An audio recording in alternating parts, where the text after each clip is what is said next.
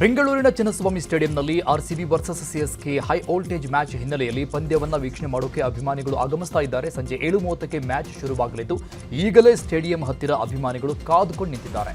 RCB Jersey ಹಾಕೊಂಡು ಬಂದಿರುವ ಅಭಿಮಾನಿಗಳು ಆರ್ಸಿಬಿ ಗೆದ್ದು ಬರಲಿ ಅಂತ ಜಯಘೋಷ ಹಾಕಿದ್ದಾರೆ.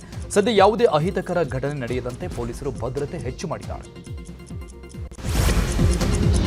ಇಂದು ಆರ್ಸಿಬಿ ವರ್ಸಸ್ ಸಿಎಸ್ಕೆ ಮ್ಯಾಚ್ ಹಿನ್ನೆಲೆ ಅಭಿಮಾನಿಯೊಬ್ಬರು ಆರ್ಸಿಬಿ ಸಂಭ್ರಮಾಚರಣೆಯ ವೇಳೆ ಕಾಲ್ತುಳಿತಕ್ಕೆ ಬಲಿಯಾಗಿದ್ದ 11 ಮಂದಿಗೆ ವಿಶೇಷ ನಮನ ಸಲ್ಲಿಸಿದ್ದಾರೆ.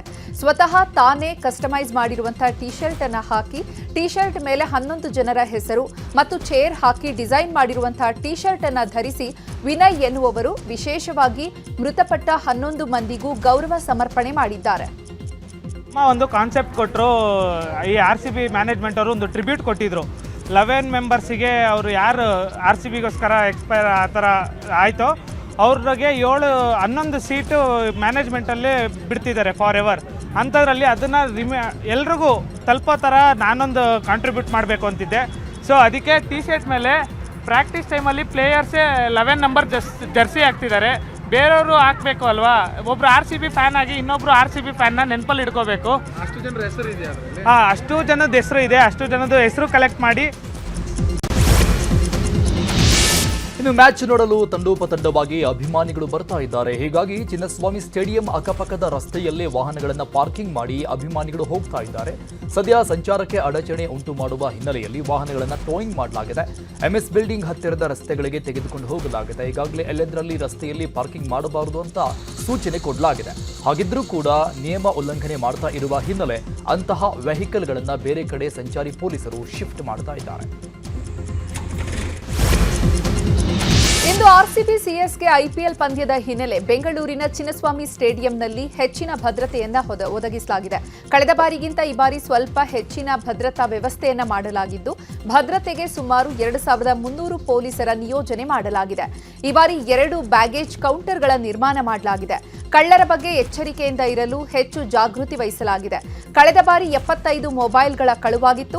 ಹೀಗಾಗಿ ಈ ಬಾರಿ ಪೊಲೀಸರು ಹೆಚ್ಚಿನ ಕಣ್ಗಾವಲು ವಹಿಸಿದ್ದು ಮಫ್ತಿಯಲ್ಲಿ ಹೆಚ್ಚು ಪೊಲೀಸರ ನಿಯೋಜನೆ ಮಾಡಲಾಗಿದೆ. ಪ್ರತಿ ಗೇಟ್ ಬಳಿಯೂ ಮಫ್ತಿಯಲ್ಲಿ 10 ಪೊಲೀಸರು ಇರಲಿದ್ದಾರೆ. ಅಪ್ರಾಪ್ತರ ಮೇಲೆ ಪೊಲೀಸರು ಹೆಚ್ಚಿನ ನಿಗಾ ಇಟ್ಟಿದ್ದು ಸ್ಟೇಡಿಯಂ ಸುತ್ತ ಪೊಲೀಸ್ ಕಣ್ಗಾವಲು ಇರಿಸಲಾಗಿದೆ. ನಿರೀಕ್ಷೆ ಮಾಡ್ತಾ ಇದ್ದೀವಿ. ಸ್ವಲ್ಪ ಕ್ರೌಡ್ ಜಾಸ್ತಿ ಇರ್ತದೆ. ಕ್ರೌಡ್ ಜಾಸ್ತಿ ಹೊರಗಡೆ ಸ್ಟೇಡಿಯಂ ಔಟ್ಸೈಡ್ ಸುತ್ತಮುತ್ತ ಕೂಡ ಇರ್ತದೆ. ಸೊ ಆ ನಿಟ್ಟಿನಲ್ಲಿ ನಾವು ಬಂದೋಬಸ್ತ್ ತುಂಬ ಚೆನ್ನಾಗಿ ಮಾಡ್ಕೊಂಡಿದ್ದೀವಿ. ನಮ್ಮದು ಏನು ಸ್ಕೇಲ್ ಇದೆ ಆ ಸ್ಕೇಲ್ ಮೇಂಟೈನ್ಡ್ ಇರ್ತದೆ. ಅಷ್ಟೇ ಜನ ಇರ್ತದೆ. 2000ಕ್ಕಿಂತ ಜಾಸ್ತಿ ಜನ ನಾವು ಉಪಯೋಗಿಸ್ತಾ ಇದ್ದೀವಿ. ಇದರಲ್ಲಿ ಮುಖ್ಯವಾಗಿ ಟ್ರಾಫಿಕ್ ಒಂದು ಸಮಸ್ಯೆ ಯಾವಾಗಲೂ ಆಗ್ತಿತ್ತು. ಸೊ ಆ ನಿಟ್ಟಿನಲ್ಲಿ ಮೆಟ್ರೋದು ತುಂಬ ನಮಗೆ ಒಂದು ರೀತಿ ನಾವು ಹೊಸ ಎಕ್ಸ್ಪೆರಿಮೆಂಟ್ ಮಾಡುವಾಗ ಮೆಟ್ರೋ ಜೊತೆಗೆ ಪೊಲೀಸವರು ಸೇರಿ ಟ್ರಾಫಿಕ್ ಪೊಲೀಸವರು ಕಳೆದ ಸಲ ಕೂಡ 15,000ಕ್ಕಿಂತ ಬರುವಾಗ ಮತ್ತು 72,000 ಜನ ಹೋಗುವಾಗ ಮೆಟ್ರೋ ಯೂಸ್ ಮಾಡ್ಕೊಂಡಿದ್ದಾರೆ. ಈ ಸರಿ ಕೂಡ ನಾವು ಅದೇ ಪ್ರಮಾಣದಲ್ಲಿ ನಾವು ನಿರೀಕ್ಷೆ ಮಾಡ್ತಾಯಿದ್ದೀವಿ. ಜನ ಬರ್ತಾರೆ. ಪ್ಲಸ್ ಜನ ಯಾರ ಹತ್ರ ಟಿಕೆಟ್ ಇಲ್ಲ ಅವ್ರಿಗೆ ನಾವು ಆಲ್ರೆಡಿ ಅಡ್ವೈಸ್ ಕೊಟ್ಟಿದ್ದೀವಿ ಮತ್ತು ಅಲ್ಲಿ ಕೂಡ ಸ್ಟ್ರಿಕ್ಟಾಗಿ ಆ್ಯಕ್ಷನ್ ತೊಗೊಳ್ತೀವಿ. ಅವ್ರಿಗೆ ನಾವು ನಿಲ್ಲಿಕ್ಕೆ ಬಿಡೋದಿಲ್ಲ. ಯಾಕೆಂದರೆ 4 ರೋಡ್ ಇದೆ. Cubbon road, Queens road, MG road ಮತ್ತು ಲಿಂಕ್ ರೋಡ್. ಈ 4 ರೋಡಲ್ಲಿ ಎಂಟ್ರಿ ಗೇಟ್ಸ್ ಇದೆ. ಸೊ ಎಂಟ್ರಿ ಗೇಟ್ಸ್ ಕಂಜೆಷನ್ ಆಗುತ್ತೆ. ಆ ನಿಟ್ಟಿನಲ್ಲಿ ಯಾರ ಹತ್ರ ಟಿಕೆಟ್ ಇದೆ ಅವ್ರ ಕ್ಯೂ ಸಿಸ್ಟಮಲ್ಲಿ ಹೋಗ್ಬೋದು. ಬಟ್ ಬೇರೆಯವರು ಇನ್ನು ಚಿನ್ನಸ್ವಾಮಿ ಸ್ಟೇಡಿಯಂಗೆ ಹೆಚ್ಚು ಜನ ಬರ್ತಿರುವ ಹಿನ್ನೆಲೆ ಅನುಮಾನಾಸ್ಪದ ವ್ಯಕ್ತಿಗಳನ್ನ ಪೊಲೀಸರು ವಶಕ್ಕೆ ಪಡೆದು ದಾಖಲೆ ಪರಿಶೀಲನೆ ಮಾಡ್ತಿದ್ದಾರೆ. ಜಾರ್ಖಂಡ್ ಮೂಲದ 4-5 ಜನ ಸೇರಿದಂತೆ ಒಟ್ಟು 8 ಜನರನ್ನ ವಶಕ್ಕೆ ಪಡೆದು ಅವರ ದಾಖಲೆ, ಟಿಕೆಟ್ ಎಲ್ಲವನ್ನ ಪರಿಶೀಲನೆ ನಡೆಸಿ ವಿಚಾರಣೆ ಮಾಡ್ತಿದ್ದಾರೆ. ಇನ್ನು ಸ್ಟೇಡಿಯಂ ಬಳಿ ಮಾಡಿರುವಂತಹ ಪೊಲೀಸ್ ಬಂದೋಬಸ್ತ್ ಹಿರಿಯ ಅಧಿಕಾರಿಗಳು ಪರಿಶೀಲನೆ ನಡೆಸಿದ್ದಾರೆ. ಪೂರ್ವ ವಿಭಾಗದ ಜಂಟಿ ಪೊಲೀಸ್ ಆಯುಕ್ತ ಬಾನೋತ್, ಸೆಂಟ್ರಲ್ ಡಿಸಿಪಿ ಅಕ್ಷಯ್, ಸಂಚಾರಿ ಡಿಸಿಪಿ ಸಾಹಿಲ್ ಬಾಂಗ್ಲಾರಿಂದ ಬಂದೋಬಸ್ತ್ ಪರಿಶೀಲನೆ ಮಾಡಲಾಗಿದೆ. ಮಧ್ಯಪ್ರಾಚ್ಯದಲ್ಲಿ ಯುದ್ಧ ಹಿನ್ನೆಲೆ ಬೆಂಗಳೂರಲ್ಲಿ ಆಟೋ ಚಾಲಕರ ಪರದಾಟ ಮುಂದುವರೆದಿದೆ. ಬಾಗಲಗುಂಟೆಯ 8ನೇ ಮೈಲಿಯಲ್ಲಿ ಆಟೋ ಚಾಲಕರು ಕ್ಯೂ ನಿಂತಿದ್ದಾರೆ. ನಗರದ ಬಹುತೇಕ ಆಟೋ ಬಂಕ್ಗಳು ಕ್ಲೋಸ್ ಆಗಿದ್ದಾವೆ. ಕೇವಲ ಕೆಲವೇ ಬಂಕ್ಗಳು ಮಾತ್ರ ಓಪನ್ ಆಗಿದೆ. ಹೀಗಾಗಿ ಗ್ಯಾಸ್ ಸಿಗೋ ಬಂಕ್ಗಳ ಮುಂದೆ ಆಟೋಗಳ ಕ್ಯೂ ನಿಂತಿದೆ.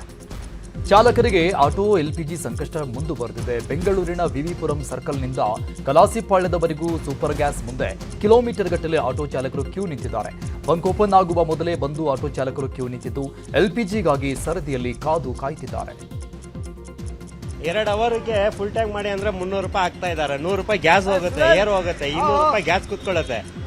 ಯಾರು ಮಾಡೋ ಜೀವನ ಇಲ್ಲಿ? ಇವಾಗ ಎಕ್ಸಾಮ್ ಚಾಲು, ಮಕ್ಳು ಫೀಸ್ ಕಟ್ಟಬೇಕು, ಲಾಸ್ಟು ಇನ್ಸ್ಟಾಲ್ಮೆಂಟು ಯಾರು ಕೊಡ್ತಾರೆ ಹೇಳಿ? ಯಾವ ಥರ ಬಸ್ ಫ್ರೀ ಮಾಡೋರು ಆಟೋನು ಫ್ರೀ ಮಾಡೋಕೆ ಹೇಳಿ, ಸಿದ್ದರಾಮಯ್ಯ ಕೊಡೋಕಂತ ಹೇಳಿ. ಅಲ್ಲಿ ಯಾವುದೋ ಎಲೆಕ್ಷನ್ ಇದೆ ಅಂತೆ, ಅವ್ನು ಬಂದಿಲ್ಲ ಅಂತೆ, ಇವ್ನು ಬಂದಿಲ್ಲ ಅಂತೆ, ಅವ್ರು ಅಲ್ಲಲ್ಲಿ ಮಾಡ್ಕೊಂಡಿದ್ರೆ ನಾವೇನು ಮಾಡಬೇಕು? ನಾವೇ ತಾನೇ ಓಟ್ ಹಾಕಿ ಗೆಲ್ಸಿರೋದು.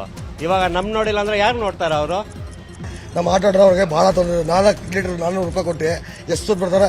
500 ಸುತ್ತು 100 ರೂಪಾಯಿಗೆ ಅಷ್ಟು ಡ್ಯೂಟಿ ಮಾಡಬೇಕಾ? ನಮಗೆ ಸರ್ಕಾರ ಯಾವ ಸರ್ಕಾರನೂ ಕೇಳ್ತಾ ಇಲ್ಲ. ನಾವು ಯಾರಿಗೂ ಏನು ತಪ್ಪು ಹೇಳೋಕ್ಕಾಗಲ್ಲ. ಅವ್ರವ್ರ ಕೆಲಸದಲ್ಲಿ ಅವ್ರು ಬಿಸಿ ಇದ್ದಾರೆ. ನಮಗೆ ನೋಡಿ, ನೀವಂತಾರೆ ಈ ಮೀಡಿಯಾ ಅವರೇ ಸಪೋರ್ಟ್ ಮಾಡಬೇಕಾರೋದು. ನೀವು ಬಂದು ನಮ್ಮ ಕಷ್ಟ ಸುಖ ನೋಡ್ತಾ ಇದ್ದಾರೆ, ಅವರು ಅದೂ ಇಲ್ಲ. ನಮ್ಮ ಸರ್ಕಾರ ಕಣ್ಣೇ ಇಲ್ವಲ್ಲ, ನಾವು ಹೇಳಿ ಏನು ಬೇಡ ಹೇಳಿ. ಈ ಬರ್ತಾ ಇರೋದೇ ಆ್ಯಕ್ಚುಲಿ ಆಟೋ ಡ್ರೈವರ್ಗಳಿಗೆ ಕಷ್ಟ, ಬೇರೆ ಇನ್ಯಾರಿಗೂ ಬರ್ತಾ ಇಲ್ಲಮ್ಮ. ಬೇರೆದು ಹೇಳ್ತಾರೆ ಆಟೋ ಡ್ರೈವರ್ ಎಷ್ಟು ಹೇಳಿದ್ರು ಅಂತ ಹೇಳ್ಬಿಟ್ಟು ಇಲ್ಲಿ 60 ರೂಪಾಯಿ ಇದ್ದಿದ್ದು ಗ್ಯಾಸ್ 100 ರೂಪಾಯಿ ಮಾಡಿದ್ದಾರೆ. ಅದಕ್ಕೆ ಯಾರು ಕೇಳ್ತಾವ್ರೆ? ಯಾರು ಕೇಳ್ತಾ ಇಲ್ಲಮ್ಮ. ನೋಡಿ, ನೀವೇ ಒಂದು ಸ್ವಲ್ಪ ಸಹಕರಿಸಿ ನಮಗೆ ಏನಾದ್ರು ಹೆಲ್ಪ್ ಮಾಡೋದಾದರೆ ನೀವು ಮಾಡಿ. ಸರ್ಕಾರದ ಮುಖಾಂತರ ನೀವು ಒಂದು ಸ್ವಲ್ಪ ಮಧ್ಯಪ್ರಾಚ್ಯ ರಾಷ್ಟ್ರಗಳಲ್ಲಿ ಯುದ್ಧದ ಹಿನ್ನೆಲೆ ಬಳ್ಳಾರಿಯಲ್ಲಿ ಎಲ್ಪಿಜಿ ಗ್ಯಾಸ್ಗಾಗಿ ಪರದಾಟ ಶುರುವಾಗಿದೆ. ನಗರದ 7 ಕಡೆ ಎಲ್ಪಿಜಿ ಗ್ಯಾಸ್ ಬಂಕ್ ಬಂದ್ ಆಗಿದೆ. ಎಲ್ಲಾ ಬಂಕ್ಗಳಲ್ಲಿಯೂ ನೋ ಸ್ಟಾಕ್ ಬೋರ್ಡ್ ಹಾಕಲಾಗಿದೆ. ಇದರಿಂದಾಗಿ ಗ್ಯಾಸ್ ಇಲ್ಲದೆ ಆಟೋ ತಳ್ಕೊಂಡು ಹೋಗುವಂತಹ ಪರಿಸ್ಥಿತಿ ನಿರ್ಮಾಣ ಆಗಿದೆ. ಗ್ಯಾಸ್ ಬಂಕ್ನ ಇಲ್ಲದ ಕಲೆ ಗಾಡಿ ದುಬ್ಬಕತ್ತಿ ಬಿಸಿಲಲ್ಲಿ. ಇವಾಗ 4 ದಿವಸ 10 ದಿವಸದಲ್ಲಿ ನಮ್ಗೆ ಗ್ಯಾಸ್ ಭಾಳ ತೊಂದರೆ ಐತೆ ಬಳ್ಳಾರಿಯಲ್ಲಿ. ಇವಾಗ ನಮ್ಮ ಆಟೋಗಳೆಲ್ಲ ಗಾಡಿಯನ್ನು ನಿಂತೋಗ್ಬಿಟ್ಟಾವೆ LPG ಗ್ಯಾಸ್ ಇಲ್ದ. ಇವಾಗ ನಮಗೆ ಗ್ಯಾಸ್ ಕೊಟ್ಟರೆ ನಾವು ದುಡ್ಕೊಂಡು ತಿಂಬರು ಮುಂದೆ. ಇನ್ನು ಮುಂದೆ ನಮ್ಮ ಮಕ್ಕಳು ಹೆಂಡತಿ ಮನೆಗೆ ಹೆಂಗೆ ಜೀವನ?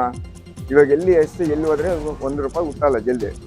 ಈ ಕಡೆ ಎಲ್ಲಿಗೆ ಹೋಗಿದ್ರಿ? ಮಧ್ಯದಲ್ಲಿ ಈ ಕಡೆ ಇಲ್ಲೇ ಹೋಗಿದ್ವಿ, ಸಂಗನ ಕಾಲ ಅಂತ ಇದು, ಅದು ಹೋಗಿ ಬಂದ್ವಿ. ಇಲ್ಲಿ ಖಾಲಿ ಇದೆ. ಅವರು ಮೊನ್ನೆ ಹಾಕಿದ್ರು ಗ್ಯಾಸ್. ಇನ್ನು ಚಿಕ್ಕಮಗಳೂರಿನ ಪಾರ್ವತಿಪುರದ ಇಂಡಿಯನ್ ಬಂಕ್ಗೆ 5 ದಿನದ ಬಳಿಕ ಎಲ್ಪಿಜಿ ಆಟೋ ಗ್ಯಾಸ್ ಬಂದಿದೆ. ಹೀಗಾಗಿ ಗ್ಯಾಸ್ ಹಾಕಿಸಿಕೊಳ್ಳಲು 2 ಕಿಲೋಮೀಟರ್ ವರೆಗೂ ಆಟೋಗಳು ಕ್ಯೂ ನಿಂತಿವೆ.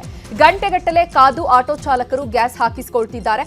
ಪ್ರತಿ ಆಟೋಗೆ 700 ರೂಪಾಯಿ ಗ್ಯಾಸ್ ಮಾತ್ರ ಬಂಕ್ ಸಿಬ್ಬಂದಿ ಹಾಕ್ತಿದ್ದಾರೆ. 90 ಆಗಿದೆ. ನಮ್ಮಂತ ಸಾಮಾನ್ಯ ಜನದ ವರ್ಗದವ್ರಿಗೆ ಏನ್ ಹೇಳ್ಬೇಕು, ಏನ್ ಮಾಡ್ಬೇಕು ಅನ್ನೋದು ಸಮೇತ ನಮಗೆ ಗೊತ್ತಾಗ್ತಾ ಇಲ್ಲ. ನೀವೇ ನೋಡ್ತಾ ಇದ್ದೀರಾ, ಇಲ್ಲಿರೋ ಕುಂದುಕೊರತೆ ಎಷ್ಟಿದೆ ಅಂದ್ರೆ ಸುಮಾರು ಒಂದು 3000 ಆಟೋಗಳೆಲ್ಲ ಒಂದೇ ಬಂಕಿ ಬಂದ್ ನಿಲ್ಲೋದ್ರಿಂದ ನಮಗೆ ಇಲ್ಲಿ ಬರ್ತಿರ್ತಕ್ಕಂತ ಪ್ರತಿಯೊಂದು ಗಾಡಿಗಳಿಗೂ ಸಮಸ್ಯೆ. ಒಂದು ದಿನ ಇವತ್ತು ನಾವು ಪೂರ್ತಿ ನಿಲ್ತೀವಿ ಅಂದ್ರೆ ಇವತ್ತಿನ ನಮ್ಮ ಕೂಲಿನ ನಾವು ಅಡವಿಟ್ಬಿಟ್ಟಿರ್ಲಿ, ಇವತ್ತು ನಾವು ಗ್ಯಾಸ್ಗೋಸ್ಕರ ನಾವು ಇಲ್ಲಿ ಪರದಾಡೋ ಸ್ಥಿತಿ ಬಂದಿದೆ. ತುಂಬಾ ತೊಂದರೆ ಆಗ್ತಾ ಇದೆ. ಇದೇ ರೀತಿ ಮುಂದುವರೆದ್ರೆ ಮುಂದಿನ ದಿನಗಳಲ್ಲಿ ಎಲ್ಲ ಆಟೋದವರೆಲ್ಲ ಸ್ಟ್ರೈಕ್ ಮಾಡಿ ಕೇಂದ್ರ ಸರ್ಕಾರ ಇದ್ರ ಘೋಷಣೆಗೆ ಹೋಗ್ಬೇಕಾಗತ್ತೆ, ಮತ್ತೆ ರಾಜ್ಯ ಸರ್ಕಾರ ಇದೆಲ್ಲ ಘೋಷಣೆಗೆ ಹೋಗ್ಬೇಕಾಗತ್ತೆ. ಇದನ್ನ ಇವರು ಬರೀ ಯುದ್ಧ ಅಂತ ಇದ್ರ ಮೇಲೆ ಆಗ್ತದೆ. ಇದು ಪರಿಣಾಮ ಅಲ್ಲ ಅಂತ ನನಗನ್ನಿಕೆ. ಇದನ್ನ ಮುಂಚೆ ಅದ್ರ ಬಗ್ಗೆ ಇವರು ಸ್ಟಾಕ್ ಇಡಬೇಕಾಯ್ತು. ಈಗ ರೇಷನ್ ಸ್ಟಾಕ್ ಇಡಲ್ವಾ ಕೇಂದ್ರ ಸರ್ಕಾರ ರಾಜ್ಯ ಸರ್ಕಾರದಲ್ಲಿ? ಅದೇ ತರ ಗ್ಯಾಸ್ ಇಂದ ವ್ಯವಸ್ಥೆ ಮಾಡ್ಬೇಕಾಯ್ತು. ಮಧ್ಯಪ್ರಾಚ್ಯದಲ್ಲಿ ಯುದ್ಧದ ಎಫೆಕ್ಟ್ ನೇಕಾರಿಕೆ ಮೇಲೂ ಭಾರಿ ಪರಿಣಾಮ ಬೀರಿದೆ. ಸಂಕಷ್ಟದಲ್ಲಿ ಸೀರೆ ನೇಕಾರಿಕೆ ಉದ್ಯಮ ಇದೆ. ಕಚ್ಚಾ ವಸ್ತುವಿನ ಬೆಲೆಯಲ್ಲಿ ಭಾರಿ ಏರಿಕೆಯಾಗಿದೆ. ಮೆಟಾಲಿಕ್ ಫಿಲಂ, ಪಾಲಿಸ್ಟರ್ ಫಿಲಂ ದರ ಏರಿಕೆಯಾಗಿದೆ. 230 ರೂಪಾಯಿ ಇದ್ದ ಕೆಜಿ ಮೆಟಾಲಿಕ್ ಫಿಲಂ 295ಕ್ಕೆ ಏರಿಕೆಯಾಗಿದೆ. ಇನ್ನು ಪಾಲಿಸ್ಟರ್ ಫಿಲಂ 30 ರೂಪಾಯಿ ಏರಿಕೆಯಾಗಿದೆ. ಹೀಗಾಗಿ ಪ್ರತಿ ಸೀರೆ ತಯಾರಿಕೆಯಲ್ಲೂ 100 ರಿಂದ 200 ರೂಪಾಯಿ ದರ ಏರಿಕೆಯಾಗಿದೆ. ಹೀಗಾಗಿ ಸೀರೆ ದರ ಏರಿಸಿದರೆ ವ್ಯಾಪಾರಿಗಳ ಆಕ್ಷೇಪ ವ್ಯಕ್ತಪಡಿಸ್ತಾ ಇದ್ದಾರೆ. ಇದರಿಂದಾಗಿ ಮತ್ತೆ ಸಂಕಷ್ಟಕ್ಕೆ ನೇಕಾರ ಉದ್ಯಮ ಸಿಲುಕಿದೆ. ರೇಟ್ ದಿನೇ ದಿನೇ ಹೆಚ್ಚಾಗ್ತಾ ಹೋಯಿತು. ಹೆಚ್ಚಾಗೋದ್ರಿಂದ ಉದ್ದಿಮೆ ಮೇಲೆ ಬಹಳ ಪರಿಣಾಮ ಬೀರಿದೆ. ಆಲ್ರೆಡಿ ಸೀರೆಗೆ ಮಾರುಕಟ್ಟೆ ಇಲ್ಲದ ಪರಿಸ್ಥಿತಿಯಲ್ಲಿ ಹಾಗೆ ಜಕ್ಕೊಂಡು ಹೋಗ್ತಾ ಇತ್ತು. ನಾವು ಸೀರೆ ಹಚ್ಚಬೇಕು, ಅವ್ರು 8 ತಿಂಗಳಿಗೋ 9 ತಿಂಗಳಿಗೋ ಪೇಮೆಂಟ್ ಮಾಡೋರು. ಹೀಗಾಗಿ ಸಮಸ್ಯೆ ಆಗಿ ಒಂದು ರೀತಿಯಿಂದ ತೊಂದರೆಯಲ್ಲಿತ್ತು ಈ ಉದ್ದಿಮೆ. ಈಗ ರೇಟ್ ಹೆಚ್ಚಾಗಿರೋದ್ರಿಂದ ಮತ್ತೆ ಸಂಕಷ್ಟಕ್ಕೀಡಾಗಿ. ಇನ್ನು ದೊಡ್ಡಬಳ್ಳಾಪುರದಲ್ಲೂ ಸೀರೆ ನೇಯ್ಗೆಯ ಕಚ್ಚಾ ವಸ್ತುಗಳ ಬೆಲೆ ಏರಿಕೆ ಆಗಿರೋದ್ರಿಂದ ಭಾರಿ ಸಮಸ್ಯೆ ಉಂಟಾಗಿದೆ. ಕಚ್ಚಾ ವಸ್ತು ಬೆಲೆ 10% ನಿಂದ 30%ಗೆ ಏರಿಕೆಯಾಗಿದೆ. ಹೀಗಾಗಿ ಸೀರೆ ಉತ್ಪಾದನಾ ವೆಚ್ಚ ಹೆಚ್ಚಳವಾಗ್ತಿದೆ. ದೊಡ್ಡಬಳ್ಳಾಪುರದಲ್ಲಿ 22,000 ಮಗ್ಗಗಳಿವೆ. ಇದನ್ನೇ ನಂಬಿ ಸಾವಿರಾರು ಕಾರ್ಮಿಕರು ಕೆಲಸ ಮಾಡ್ತಾ ಇದ್ದಾರೆ. ಈಗ ಬೆಲೆ ಏರಿಕೆಯಿಂದಾಗಿ ನಷ್ಟದ ಸುಳಿಗೆ ಕಾರ್ಮಿಕರು ಸಿಲುಕಿದ್ದು ಮಗ್ಗಗಳನ್ನು ಮುಚ್ಚುವ ಭೀತಿಯಲ್ಲಿ ಮಾಲೀಕರಿದ್ದಾರೆ. ಯುದ್ಧದ ಹಿನ್ನೆಲೆಯಲ್ಲಿ ಸೀರೆಗೆ ಬಳಸ್ತಕ್ಕಂಥ ಕಚ್ಚಾ ಸಾಮಗ್ರಿಗಳೆಲ್ಲ ಬೆಲೆ ಏರಿಕೆ ಆಗಿದೆ. 10% ರಿಂದ 30%ವರೆಗೂ ಜಾಸ್ತಿಯಾಗಿ ಒಂದಷ್ಟು ಕೃತಕ ಅಭಾವನೂ ಕೂಡ ಸೃಷ್ಟಿಯಾಗಿದೆ. ಸ್ವಲ್ಪ ಮಟ್ಟಿಗೆ ಕೃತಕ ಅಭಾವನೂ ಸೃಷ್ಟಿಯಾಗಿದೆ. ಇವತ್ತಿನ ಸೀರೆ ಅಥವಾ ನಮ್ಮ ನೇಯ್ಗೆ ಏನಿದೆ ಆ ನೇಯ್ಗೆಗೆ ಯಾವ ರೀತಿ ಬಿಕ್ಕಟ್ಟು ಬರ್ತಾ ಇದೆ ಅಂದರೆ ಪ್ರತಿಯೊಬ್ಬ ಮನುಷ್ಯನಿಗೂ ಗೊತ್ತಾಗ್ತಾ ಇದೆ. ಒಂದಲ್ಲ ಒಂದು ರೀತಿಯಲ್ಲಿ ನಮಗೆ ಅದರ ಮೇಲೆ ಹೊಡೆತ ಬೀಳ್ತಾನೆ ಇದೆ. ಈ ಏನು ಪೆಟ್ರೋಲ್ ಬೆಲೆ ಇದು ನಮಗೆ ಸ್ಥಗಿತ ಆಗಿದೆ. ಅದರಿಂದ ಕಚ್ಚಾ ವಸ್ತುವಿನ ಬೆಲೆ ಜಾಸ್ತಿ ಆಗ್ತಾ ಇದೆ. ಆ ಕಚ್ಚಾ ವಸ್ತುವಿನ ಬೆಲೆ ಜಾಸ್ತಿ ಆಯಿತು. ಈಗ ನಾವು ಹಳೆ ರೇಟ್ಗೆ ನಾವು ಮಾರ್ತಾ ಇದೆ, ನಮ್ಮ ಸೀರೆ ರೇಟು ಕುಂದೋಗ್ತಾ ಇದೆ. ಕೊಲ್ಲಿ ಯುದ್ಧದಿಂದಾಗಿ ಭಾರತದಲ್ಲಿ ತೈಲ ಅನಿಲ ಕೊರತೆಯಿಂದಾಗಿ ಸಾಕಷ್ಟು ಸಮಸ್ಯೆ ಉಂಟಾಗಿದೆ. ಗ್ಯಾಸ್ ಸಿಗದೆ ಹೋಟೆಲ್ ಬಂದ್ ಆಗಿದ್ರಿಂದ ತರಕಾರಿ ಬೆಲೆಯಲ್ಲೂ ಕೂಡ ಭಾರಿ ಇಳಿಕೆ ಕಂಡಿದೆ. ಮಾರ್ಕೆಟ್ಗಳಲ್ಲಿ ತರಕಾರಿ ದರ ಫುಲ್ ಇಳಿಕೆಯಾಗಿದೆ. ಬೆಂಗಳೂರು ದಕ್ಷಿಣ ಜಿಲ್ಲೆಯ ರಾಮನಗರದ ಎಪಿಎಂಸಿ ಮಾರ್ಕೆಟ್ನಲ್ಲಿ ತರಕಾರಿಗಳ ಬೆಲೆ ಭಾರಿ ಇಳಿಕೆಯಾಗಿದೆ. ತರಕಾರಿ ಬೆಲೆ ಇಳಿಕೆಯಿಂದಾಗಿ ರೈತರು ಕಂಗಾಲಾಗಿದ್ದಾರೆ. ನ್ಯೂಸ್ 18 ಜೊತೆ ತಮ್ಮ ಅಳಲನ್ನ ತೋಡಿಕೊಂಡಿದ್ದಾರೆ. ಮೊದಲಿಗೆ 30-40 ರೂಪಾಯಿ ಬೆಲೆ ಇತ್ತು. ಇವಾಗ ಯುದ್ಧ ಸ್ಟಾರ್ಟ್ ಆದಮೇಲೆ ಬರೀ 10 ರೂಪಾಯಿ, 8 ರೂಪಾಯಿ, 7 ರೂಪಾಯಿ, 5 ರೂಪಾಯಿಗೆ ಬಂದ್ಬಿಡ್ತು. ಅದರ ಯುದ್ಧದಿಂದ ಭಾರಿ ಎಫೆಕ್ಟ್ ಬಿದ್ದಿದೆ. ಆದಷ್ಟು ಬೇಗ ಯುದ್ಧ ಕಮ್ಮಿ ಆದರೆ ನಿಂತುಬಿಟ್ರೆ ಸಂಪೂರ್ಣವಾಗಿ ಎಲ್ಲ ಬೆಲೆನೂ ರೈತರಿಗೆ ಸಿಗ್ತದೆ. ಎಲ್ಲ ಬೆಳೆ ಕಡಿಮೆ ಆಗಿಬಿಟ್ಟಿದೆ. ಈರುಳ್ಳಿ, ಬೆಳ್ಳುಳ್ಳಿ ಎಲ್ಲ ಪೂರ್ತಿ ಪ್ರತಿಯೊಂದು ಕಮ್ಮಿ ಆಗಿದೆ. ಎಲ್ಲ 10 ರೂಪಾಯಿ 10 ರೂಪಾಯಿ ಸಿಗ್ತಾ ಇದೆ. ವಿದ್ಯುತ್ ದಶೆಯಿಂದ ಆಗಿರ್ಬೋದು, ಇಲ್ಲ ಬೆಳೆ ಜಾಸ್ತಿ ಜಾಸ್ತಿ ಆಗಿರ್ಬೋದು. ಹಾಗೆ ಆ ಥರ ಆಗಿದೆ. ಬೆಳೆ ಎಲ್ಲ ಒಂದು ನಾರ್ಮಲ್ ಆಗಿದೆ. ಒಂದು ಸರಿ ಏರ್ತದೆ ಇಳಿತದೆ, ಅದರಲ್ಲೇನಿಲ್ಲ, ತೊಂದರೆ ಇಲ್ಲ. ಈಗ ಕೆಲವು ಪ್ರಕೃತಿ ವಿಕೋಪದಲ್ಲಿ ಎಲ್ಲದಾಗೆಲ್ಲ ಅವೆಲ್ಲ ಸ್ವಲ್ಪ ಏರುಪೇರು ಆಯ್ತದೆ ಹೊರತು ಬೇರೆ ಏನೆಲ್ಲ ನಾರ್ಮಲ್ ಆಗಿದೆ. ಯುದ್ಧದಿಂದ ಇವಾಗ ಸುಮಾರು ಹೋಟ್ಲುಗಳು ಬಂದಾಗ್ಬಿಟ್ಟಿದೆ. ಬಿಸ್ನೆಸ್ಸೇ ನಡೀತಾ ಇಲ್ಲ ಸರ್. ಯುದ್ಧದಿಂದ ತುಂಬ ಕಷ್ಟ ಆಗಿದೆ. ಬಿಸ್ನೆಸ್ಗೆ ಏಟ್ ಬಿದ್ದಿದೆ. ಯಾವ್ಯಾವ ರಾಜ್ಯಕ್ಕೆ ದೇಶಕ್ಕೆ ಹೋಗ್ತಾ ಇತ್ತು? ಆಚೆ ಕಡೆ ಎಲ್ಲ. ಇನ್ನು ಚಿಕ್ಕಬಳ್ಳಾಪುರದಲ್ಲೂ ಯುದ್ಧದ ಎಫೆಕ್ಟ್ನಿಂದಾಗಿ ತರಕಾರಿ ಬೆಲೆ ಇಳಿಕೆಯಾಗಿದೆ. ಹೀಗಾಗಿ ಕಸದ ರಾಶಿಗೆ ಮೂಲಂಗಿ, ಬಜ್ಜಿ ಮೆಣಸಿನಕಾಯಿ, ಬದನೆಕಾಯಿಯನ್ನ ಸುರಿಯುತ್ತಿದ್ದಾರೆ. ಇನ್ನು ದೊಡ್ಡಬಳ್ಳಾಪುರದಲ್ಲೂ ಕೂಡ ತರಕಾರಿ ಬೆಲೆ ಇಳಿಕೆಯಿಂದಾಗಿ ಮಾರಾಟಗಾರರಿಗೆ ಭಾರಿ ನಷ್ಟ ಉಂಟಾಗಿದೆ. ಗ್ರಾಹಕರಿಲ್ಲದೆ ಮಾರುಕಟ್ಟೆ ಬಿಕೋ ಅಂತಿದೆ. ಹೋಟೆಲ್ ಮುಚ್ಚಿರುವ ಹಿನ್ನೆಲೆ ತರಕಾರಿ ಮಾರಾಟ ಆಗ್ತಾ ಇಲ್ಲ. ಕಳೆದ 1 ವಾರದಿಂದ ಮಾರುಕಟ್ಟೆಯತ್ತ ಗ್ರಾಹಕರು ಕೂಡ ಬರ್ತಾ ಇಲ್ಲ. ಹೀಗಾಗಿ ಮಾರಾಟಗಾರರು, ರೈತರು ಸಂಕಷ್ಟಕ್ಕೆ ಸಿಲುಕಿದ್ದಾರೆ. ಇನ್ನು ಹುಬ್ಬಳ್ಳಿಯಲ್ಲೂ ಕೂಡ ತರಕಾರಿ ದರ ಕುಸಿತವಾಗಿದೆ. ತರಕಾರಿ ಬೇರೆ ದೇಶಗಳಿಗೆ ರಫ್ತಾಗದೆ ಬೆಲೆ ಇಳಿಕೆಯಾಗಿದೆ. ಗ್ಯಾಸ್ ಕೊರತೆಯಿಂದಾಗಿ ಹೋಟೆಲ್ಗಳಿಗೂ ಕೂಡ ತರಕಾರಿ ಸೇಲ್ ಆಗ್ತಾ ಇಲ್ಲ. ಹೀಗಾಗಿ ಹುಬ್ಳಿ ಮಾರ್ಕೆಟ್ನಲ್ಲಿ ತರಕಾರಿ ತಂದು ರೈತರು ಸಂಕಷ್ಟಕ್ಕೆ ಈಡಾಗಿದ್ದಾರೆ. ಮಧ್ಯಪ್ರಾಚ್ಯದಲ್ಲಿ ಯುದ್ಧ ಹಿನ್ನೆಲೆ ಕಲಬುರಗಿಯಲ್ಲಿ ತರಕಾರಿ ಬೆಲೆ ಏರಿಕೆಯಾಗಿದೆ. ಒಂದೇ ವಾರದಲ್ಲಿ ತರಕಾರಿ ಬೆಲೆ ಡಬಲ್ ಆಗಿದ್ದು, ಬೆಲೆ ಏರಿಕೆ ಆಗಿದ್ದರಿಂದ ಮಾರುಕಟ್ಟೆಗೆ ಗ್ರಾಹಕರು ಬರುವ ಸಂಖ್ಯೆ ಇಳಿಕೆಯಾಗಿದ್ದು, ಮಾರಾಟ ಕಡಿಮೆಯಾಗಿದೆ. ಗ್ರಾಹಕರ ಸಂಖ್ಯೆ ಇಳಿಕೆಯಾಗಿದ್ದರಿಂದ ನಷ್ಟ ಉಂಟಾಗಿದೆ. ದುಡ್ಡು ಕೊಟ್ಟು ಖರೀದಿ ಮಾಡಿದ ಹಣ ಕೂಡ ಬರ್ತಾ ಇಲ್ಲ. ಸರ್ಕಾರ ನಮ್ಮ ಸಹಾಯಕ್ಕೆ ಬರಬೇಕು ಅಂತ ವ್ಯಾಪಾರಸ್ಥರು ಒತ್ತಾಯಿಸಿದ್ದಾರೆ. ಕೋಲಾರದಲ್ಲಿ ಟೊಮ್ಯಾಟೊ ಬೆಲೆ ತೀವ್ರ ಕುಸಿತ ಕಂಡಿದೆ. ಏಷ್ಯಾದ 2ನೇ ಅತಿ ದೊಡ್ಡ ಎಪಿಎಂಸಿ ಮಾರುಕಟ್ಟೆಗೂ ಗ್ಯಾಸ್ ಅಭಾವದ ಎಫೆಕ್ಟ್ ತಟ್ಟಿದ್ದು, ಹೊರ ರಾಜ್ಯ ಮತ್ತು ಬೆಂಗಳೂರಿಗೆ ಟೊಮ್ಯಾಟೊ ರಫ್ತು ಸಂಪೂರ್ಣ ಬಂದ್ ಆಗಿದೆ. ಕಳೆದ ಮಾರ್ಚ್ನಲ್ಲಿ ಟೊಮ್ಯಾಟೊಗೆ 300ರಿಂದ 350 ರೂಪಾಯಿ ಬೆಲೆ ಇತ್ತು. ಆದ್ರೀಗ ಕನಿಷ್ಠ ಬೆಲೆ 40 ರೂಪಾಯಿಗೆ ಕುಸಿತವಾಗಿದ್ದು, ಗರಿಷ್ಠ ಬೆಲೆ 200 ರೂಪಾಯಿಗೆ ಮಾರಾಟ ಆಗ್ತಾ ಇದೆ. ಯುದ್ಧದ ಪರಿಣಾಮದಿಂದಾಗಿ ಬೆಲೆಯ ಏರಿಕೆಯಾಗದೆ ತೀವ್ರ ಕುಸಿತವಾಗಿದ್ದು, ಇಂದು ಮಾರುಕಟ್ಟೆಯಲ್ಲಿ 15 ಕೆಜಿ ತೂಕದ ಬಾಕ್ಸ್ 200 ರೂಪಾಯಿಗೆ ಮಾರಾಟ ಮಾಡಲಾಗ್ತಾ ಇದೆ. ಇನ್ನು ಬೆಲೆ ಇಲ್ಲದ ಹಿನ್ನೆಲೆ ಮಾರುಕಟ್ಟೆಗೂ ಕೂಡ ರೈತರು ಟೊಮ್ಯಾಟೊ ತರ್ತಾ ಇಲ್ಲ. ಹೀಗಾಗಿ ರೈತರು, ಮಾರಾಟಗಾರರಿಗೆ ಭಾರಿ ನಷ್ಟ ಉಂಟಾಗಿದೆ.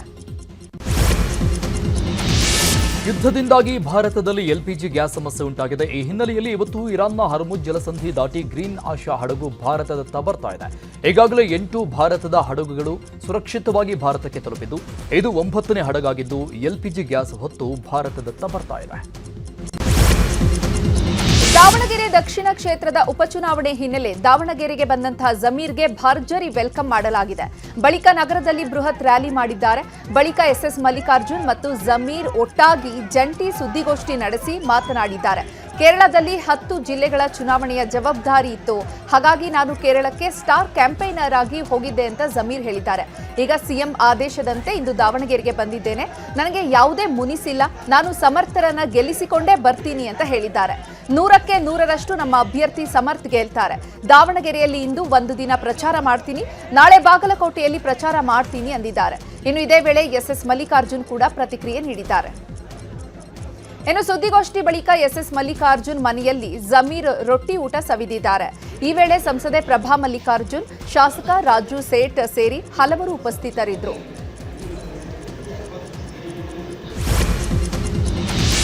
ದಾವಣಗೆರೆ ದಕ್ಷಿಣ ವಿಧಾನಸಭಾ ಕ್ಷೇತ್ರದ ಉಪಚುನಾವಣೆ ಹಿನ್ನೆಲೆಯಲ್ಲಿ ಕಾಂಗ್ರೆಸ್ ಅಭ್ಯರ್ಥಿ ಸಮರ್ಥ ಗೆಲುವಿಗಾಗಿ ಅಭಿಮಾನಿಗಳು ದೇವರ ಮೊರೆ ಹೋಗಿದ್ದಾರೆ. 101 ತೆಂಗಿನಕಾಯಿ ಒಡೆದು ದೇವರಿಗೆ ಹರಕೆ ಸಲ್ಲಿಸಿದ್ದಾರೆ. ನಗರದ ಕಾಯಿಪೇಟೆಯಲ್ಲಿರುವ ಬಸವಣ್ಣ ದೇವಸ್ಥಾನದಲ್ಲಿ ಕಾರ್ಯಕರ್ತರು ತೆಂಗಿನಕಾಯಿ ಒಡೆದಿದ್ದಾರೆ. ಅತ್ಯಂತ ಹೆಚ್ಚು ಮತಗಳಿಂದ ನಮ್ಮ ಅಭ್ಯರ್ಥಿ ಗೆದ್ದು ಬರಲಿ ಅಂತ ವಿಶೇಷ ಪೂಜೆ ಸಲ್ಲಿಸಿದ್ದಾರೆ. ದಾವಣಗೆರೆಯಲ್ಲಿ ಉಪಸಮರದ ಅಖಾಡ ರಂಗೇರಿದೆ. ಈ ಬಗ್ಗೆ ಸಚಿವ ಎಂಬಿ ಪಾಟೀಲ್ ದಾವಣಗೆರೆಯಲ್ಲಿ ಮಾತನಾಡಿದ್ದು, ವಿಪಕ್ಷದವರು ಕಾಂಗ್ರೆಸ್ ಪಕ್ಷ ಏನ್ ಮಾಡಿದೆ ಅಂತ ಮಾತನಾಡ್ತಿದ್ದಾರೆ. ಈ ದೇಶಕ್ಕೆ ಸ್ವಾತಂತ್ರ್ಯ ತಂದುಕೊಟ್ಟಿದ್ದು ಕಾಂಗ್ರೆಸ್ ಪಕ್ಷ. ಬಿಜೆಪಿಯವರು ಬ್ರಿಟಿಷರ ಏಜೆಂಟ್ ಆಗಿದ್ರು. ಬಿಜೆಪಿ ಸರ್ಕಾರ ಬಂದಾಗ ಕೊಟ್ಟಂತಹ ಭರವಸೆ ಒಂದೂ ಈಡೇರಿಸಿಲ್ಲ. ಇಂದು ಅಡುಗೆ ಅನಿಲದ ಗ್ಯಾಸ್ ಸಿಲಿಂಡರ್ ದರ ಏರಿಕೆ ಆಗಿದೆ. ಆದರೆ ಕೇವಲ ಅಚ್ಚೇ ದಿನ ಅಂತ ಹೇಳ್ಕೊಂಡು ಹೋಗ್ತಿದ್ದಾರಷ್ಟೇ ಅಂತ ಕಿಡಿಕಾರಿದ್ದಾರೆ. ಬಾಗಲಕೋಟೆ ಉಪಚುನಾವಣೆ ಸಮರ ಹಿನ್ನೆಲೆಯಲ್ಲಿ ಕೇಂದ್ರ ಸಚಿವ ಎಚ್ ಡಿ ಕುಮಾರಸ್ವಾಮಿ ಬಾಗಲಕೋಟೆಯಲ್ಲಿ ಸುದ್ದಿಗೋಷ್ಠಿ ನಡೆಸಿ ಮಾತನಾಡಿದರು. ರಾಜ್ಯದ ಸಿಎಂ ಸಚಿವ ಸಂಪುಟದ ಸಚಿವರು ಎರಡೂ ಕ್ಷೇತ್ರದಲ್ಲಿ ಬಿರುಸಿನ ಪ್ರಚಾರ ಮಾಡುತ್ತಿದ್ದಾರೆ. ಈಗ ವಿಧಾನಸೌಧವೇ ಬಿಕೋ ಅಂತ ಇದೆ. ನಾನು ಸಿಎಂಗೆ ನೇರವಾಗಿ ಪ್ರಶ್ನೆ ಕೇಳ್ತೀನಿ, ನಿಮ್ಮ ಗ್ಯಾರಂಟಿ ಕಾರ್ಯಕ್ರಮ ಜನರ ಹೃದಯದಲ್ಲಿ ಶಕ್ತಿ ಕೊಟ್ಟಿದ್ರೆ ನೀವು ಬಾಗಲಕೋಟೆಗೆ ಬಂದು 5 ದಿನ ಪ್ರಚಾರ ಮಾಡುವ ಅವಶ್ಯಕತೆ ಇದೆಯಾ ಅಂತ ವ್ಯಂಗ್ಯವಾಡಿದ್ದಾರೆ. ಸಂಪೂರ್ಣ ಒಳ ಮೀಸಲಾತಿ ಜಾರಿಗೆ ಆಗ್ರಹಿಸಿ ಚಾಮರಾಜನಗರ ಜಿಲ್ಲೆಯ ಹನೂರು ತಾಲೂಕಿನ ಬೈರನತ ಗ್ರಾಮದಲ್ಲಿ ಮಾದಿಗ ಸಮುದಾಯದಿಂದ ಪ್ರತಿಭಟನೆ ನಡೆಸಲಾಗಿದೆ. ಬಾಬು ಜಗಜೀವನರಾಮ್ ಜಯಂತಿ ಆಚರಣೆಯ ವೇಳೆ ಪ್ರತಿಭಟನೆ ಮಾಡಲಾಗಿದ್ದು, ರಾಜ್ಯ ಕಾಂಗ್ರೆಸ್ ಸರ್ಕಾರದ ವಿರುದ್ಧ ಧಿಕ್ಕಾರ ಕೂಗಿ ಆಕ್ರೋಶ ವ್ಯಕ್ತಪಡಿಸಿದ್ದಾರೆ. ಇನ್ನು ಇದೇ ಕಾರ್ಯಕ್ರಮದಲ್ಲಿ ಭಾಗಿಯಾಗಿದ್ದ ಸಚಿವ ವೆಂಕಟೇಶ್ ಒಳ ಮೀಸಲಾತಿ ಕುರಿತು ಮಾತನಾಡಿದ್ದಾರೆ. ಬಾಬೂಜಿ ಜಯಂತಿ ಆಚರಣೆ ಮಾಡೋದು ನಮ್ಮ ಕರ್ತವ್ಯ, ನಮ್ಮ ಕೆಲಸ ನಾವು ಮಾಡಿದ್ದೇವೆ. ಬರೋದು ಬಿಡೋದು ಅವರ ಇಚ್ಛೆ, ನಾವೇನು ಮಾಡೋದಕ್ಕಾಗುತ್ತೆ ಅಂತ ಹೇಳಿದ್ದಾರೆ. ವಿಚ್ಛೇದ ಬಹಿಷ್ಕಾರ ಹಾಕೋದು, ಬಟ್ ನಮ್ಮ ಕೆಲಸ ನಾವು ಅವ್ರ ಜನ್ಮದಿನ ಆಚರಣೆ ಮಾಡೋದು ನಮ್ಮ ಕರ್ತವ್ಯ. ಕೆಲಸ ನಾವು ಮಾಡ್ತೀವಿ. ಬರೋದು ಬಿಡೋದು ಅವ್ರ ಇಚ್ಛೆ, ನಾವೇನು. ಒಳ ಮೀಸಲಾತಿ ವಿಚಾರವಾಗಿ ಡಾಕ್ಟರ್ ಜಿ ಪರಮೇಶ್ವರ್ ಹೇಳಿಕೆ ವಿಚಾರದ ಬಗ್ಗೆ ಮಾತನಾಡಿದ ಸಚಿವ ಮುನಿಯಪ್ಪ, ಕ್ಯಾಬಿನೆಟ್ನಲ್ಲಿ ತೀರ್ಮಾನ ಆಗಿದೆ, ರಾಜ್ಯಪಾಲರು ಸಹಿ ಹಾಕಿದ್ದಾರೆ. ರೋಸ್ಟರ್ ಬಗ್ಗೆ ಗೊಂದಲ ಇತ್ತು, ಅದಕ್ಕೆ ಗಲಾಟೆ ಆಗಿದೆ. ನಾವು ಮಾತಾಡಿಕೊಂಡಿದ್ದೇವೆ, ಸಮಾಧಾನವಾಗಿ ಕುಳಿತು ಮಾತಾಡಿಕೊಂಡು ಒಳ ಮೀಸಲಾತಿ ಮಾಡಬೇಕಾಗುತ್ತೆ. 101 ಜಾತಿಯಲ್ಲಿ ಯಾರಿಗೂ ಅನ್ಯಾಯ ಆಗಲು ಅವಕಾಶವಿಲ್ಲ, ಎಲ್ಲರೂ ಒಟ್ಟಿಗೆ ಹೋಗುತ್ತೇವೆ ಅಂತ ಹೇಳಿದ್ದಾರೆ. ಇನ್ನು ಇದೇ ವಿಚಾರವಾಗಿ ಸಚಿವ ಮಹದೇವಪ್ಪ ಕೂಡ ಪ್ರತಿಕ್ರಿಯಿಸಿದ್ದಾರೆ. ಹೇಳಿದ್ದೀವಿ, ನಾವು ಕ್ಯಾಬಿನೆಟ್ ಡಿಸಿಷನ್ ಆಯಿತು, 2 ಸಲ ತೀರ್ಮಾನ ಆಯಿತು, ಗವರ್ನರು ಅದಕ್ಕೆ ಸಂತಕ ಮಾಡಿದ್ದಾರೆ. ರೋಸ್ಟರ್ ಸ್ವಲ್ಪ ಗೊಂದಲ ಇತ್ತು, ಅದಕ್ಕೆ ಗಲಾಟೆಗಳಾಗಿದೆ. ನಾವು ಮಾತಾಡ್ಕೊಂಡಿದ್ದೀವಿ. ಈ ದೇಶದಲ್ಲಿ ವರ್ಣಾಶ್ರಮ ಧರ್ಮವನ್ನು ಸೃಷ್ಟಿ ಮಾಡುವ ಬ್ರಾಹ್ಮಣ, ಕ್ಷತ್ರಿಯ, ವೈಶ್ಯ ಮತ್ತು ಶೂದ್ರ ಅಂತ ಪಂಚಮರನ್ನು ಆಚೆ ಇಟ್ಬಿಟ್ಟು ಆ ಒಂದು ನೀತಿಯನ್ನು BJP ಸದಾಕಾಲ ಅನುಸರಿಸಿ ಧರ್ಮದಲ್ಲಿ ಅಸ್ಪೃಶ್ಯತೆಯನ್ನು ಇಟ್ಟಿದ್ದಾರೆ. ಧರ್ಮದಲ್ಲಿ ಅಸ್ಪೃಶ್ಯತೆ ಇಟ್ಟಿದ್ದಾರೆ. ಅದು ಒಡೆದಾಕದಲ್ವಾ? ಆ ನೋವಿನಿಂದ ಅವ್ರು ಮಾತಾಡಿದ್ದಾರೆ. ಅದು ನಮ್ದೆಲ್ಲರದ್ದು ನೋವೇ, ದೇಶದ ಚರಿತ್ರೆ. ಹುಬ್ಬಳ್ಳಿಯಲ್ಲಿ ಮತ್ತೊಂದು ಲವ್ ಜಿಹಾದ್ ಆರೋಪ ಕೇಳಿ ಬಂದಿದೆ. ಮಫೀಸ್ ಮಿಯಾನ್ನಾವರ್ ಎಂಬಾತ ಯುವತಿಯೊಬ್ಬಳಿಗೆ ಲೈಂಗಿಕ ಕಿರುಕುಳ ನೀಡಿದ್ದ ಅನ್ನುವಂಥ ಆರೋಪ ಕೇಳಿ ಬಂದಿದೆ. ಪ್ರೀತಿಸೋ ನಾಟಕವಾಡಿ ಲೈಂಗಿಕ ದೌರ್ಜನ್ಯ ಎಸಗಿದ್ದಾನಂತೆ. ಇನ್ನು ಧಾರವಾಡದಲ್ಲಿ ರಿಜಿಸ್ಟರ್ ಮದುವೆ ಆಗಲು ಸಿದ್ಧತೆ ಕೂಡ ನಡೆದಿತ್ತು. ವಿಚಾರ ತಿಳಿದು ಯುವತಿ ಕುಟುಂಬಸ್ಥರು ಮದುವೆ ನಿಲ್ಲಿಸಿದ್ರು. ಇದರಿಂದ ರೊಚ್ಚಿಗೆದ್ದ ಮಫೀಸ್ ಯುವತಿಯ ಖಾಸಗಿ ವಿಡಿಯೋ ರಿಲೀಸ್ ಮಾಡೋದಾಗಿ ಬೆದರಿಕೆಯನ್ನ ಹಾಕಿದ್ದ ಎನ್ನಲಾಗಿದೆ. ಇನ್ನು ಈ ಪ್ರಕರಣಕ್ಕೆ ಸಂಬಂಧಪಟ್ಟಂತೆ ಮಾತನಾಡಿದ ಪೊಲೀಸ್ ಆಯುಕ್ತ ಎನ್ ಶಶಿಕುಮಾರ್, ಒಂದೇ ಜಿಮ್ನಲ್ಲಿ 2 ಪ್ರಕರಣಗಳು ಬೆಳಕಿಗೆ ಬಂದಿವೆ. ಯುವತಿಯರು ನೀಡಿದ ದೂರನ್ನ ಆಧರಿಸಿ ತನಿಖೆ ನಡೆಸ್ತಾ ಇದ್ದೇವೆ. ಮೊದಲ ಪ್ರಕರಣದಲ್ಲಿ ಆರೋಪಿ ಸಮೀರ್ ಮುಲ್ಲಾನನ್ನ ಬಂಧಿಸಿ ನ್ಯಾಯಾಂಗ ವಶಕ್ಕೆ ಪಡೆದಿದ್ದೇವೆ.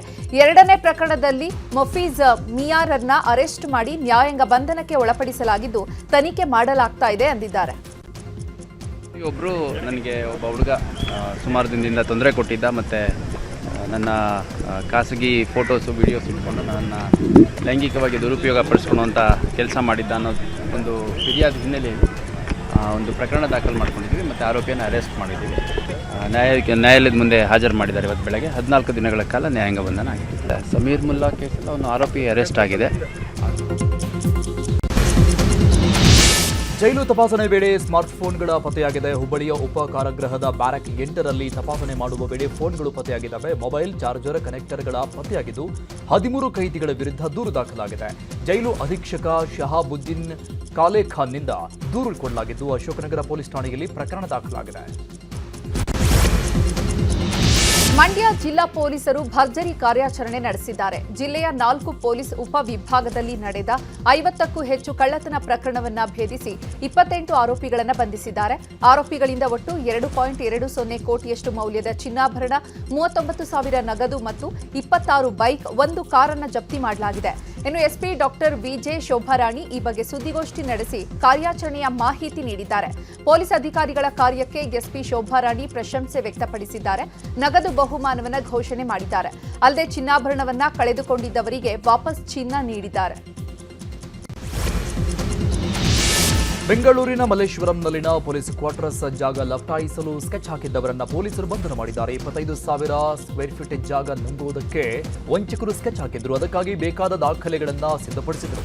ಆದರೆ ಮಹಾಲಕ್ಷ್ಮಿ ಎಂಬ ಹೆಸರಲ್ಲಿ ಬಂದಿದ್ದ ಪೊಲೀಸ್ ಕ್ವಾರ್ಟರ್ಸ್ ಕರೆಂಟ್ ಬಿಲ್ನಿಂದಾಗಿ ಭೂಗಳ್ಳರ ಅಕ್ರಮ ಬಯಲಾಗಿದೆ. ಕೂಡಲೇ ಎಚ್ಚೆತ್ತ ಪೊಲೀಸರು ಆರೋಪಿಗಳಾದ ಕೃಷ್ಣಮೂರ್ತಿ, ಶ್ರೀನಾಥ್ ನಗರಗಡ್ಡೆ, ಕೃಷ್ಣ ಅನ್ನೋರನ್ನ ಬಂಧಿಸಿ ವಿಚಾರಣೆ ನಡೆಸಿದ್ದು, ನಗರದ ಹಲವು ಕಡೆ ಇದೇ ರೀತಿ ಸರ್ಕಾರಿ ಜಾಗ ನುಂಗಿ ಹಾಕಿರುವ ಬಗ್ಗೆ ಆರೋಪಿಗಳು ಬಾಯ್ಬಿಟ್ಟಿದ್ದಾರೆ. ಗೋಣಿ ಚೀಲದಲ್ಲಿ ವ್ಯಕ್ತಿಯ ಶವ ಪತ್ತೆ ಕೇಸ್ಗೆ ಸಂಬಂಧಪಟ್ಟಂತೆ ಕೊಲೆ ಆರೋಪಿಯನ್ನ ಹೆಬ್ಬಗೋಡಿ ಪೊಲೀಸರು ಬಂಧಿಸಿದ್ದಾರೆ. ಒಡಿಶಾ ಮೂಲದ ಬಸುದೇವ್ ಮಲ್ಲಿಕ್ ಎಂಬಾತನನ್ನ ಪೊಲೀಸರು ವಶಕ್ಕೆ ಪಡೆದಿದ್ದಾರೆ. ಕಳೆದ ತಿಂಗಳ 26ನೇ ತಾರೀಕಿನಂದು ಬಸುದೇವ್ ಮಲ್ಲಿಕ್ ತನ್ನ ಸ್ನೇಹಿತ ಸುನಿಲ್ನನ್ನ ಕಂಠಪೂರ್ತಿ ಕುಡಿಸಿ ಬಳಿಕ ಕೊಲೆ ಮಾಡಿದ್ದ. ಶವವನ್ನ ಗೋಣಿ ಚೀಲದಲ್ಲಿ ತುಂಬಿ ವಾಸವಿದ್ದ ಮನೆ ಸಮೀಪದ ಪೊದೆಯಲ್ಲಿ ಎಸೆದು ಪರಾರಿಯಾಗಿದ್ದ. ಇನ್ನು ಮೃತ ಸುನಿಲ್ ಕುಡಿದು ನಿತ್ಯ ಪತ್ನಿಗೆ ಅವಾಚ್ಯ ಶಬ್ದಗಳಿಂದ ನಿಂದಿಸುತ್ತಿದ್ದಂತೆ, ಹಲ್ಲೆ ಮಾಡ್ತಿದ್ದಂತೆ. ಈ ವಿಚಾರ ಸುನಿಲ್ ಪತ್ನಿ ಆರೋಪಿ ಬಸುದೇವ್ ಮಲ್ಲಿಕ್ಗೆ ತಿಳಿಸಿದ್ಲಂತೆ.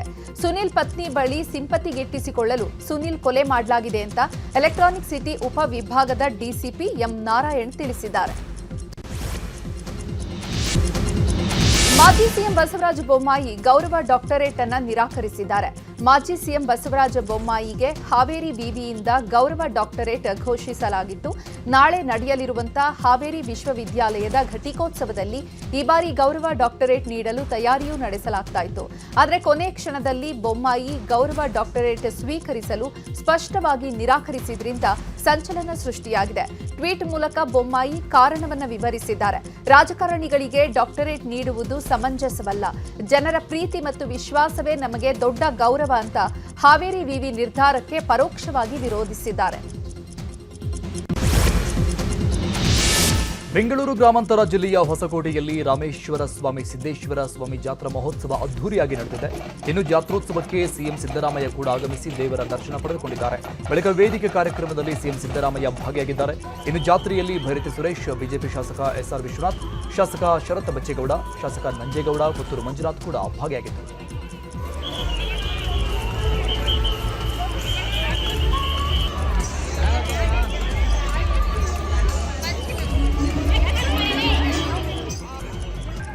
ಮೈಸೂರಿನ ಬನ್ನೂರಿನ ಕೋದಂಡರಾಮ ರಥೋತ್ಸವ ಅದ್ದೂರಿಯಾಗಿ ಜರುಗಿದೆ.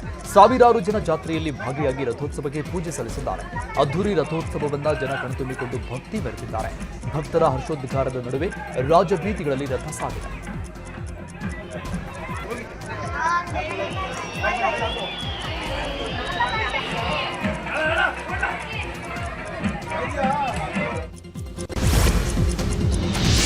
ನ್ಯೂಸ್ 18 ವತಿಯಿಂದ ಶಿವಮೊಗ್ಗ ನಗರದ ಪೊಲೀಸ್ ಭವನದಲ್ಲಿ 2ನೇ ದಿನವೂ ನಡೆದ ಎಜುಕೇಷನ್ ಎಕ್ಸ್ಪೋಗೆ ಅದ್ದೂರಿ ತೆರೆ ಬಿದ್ದಿದೆ.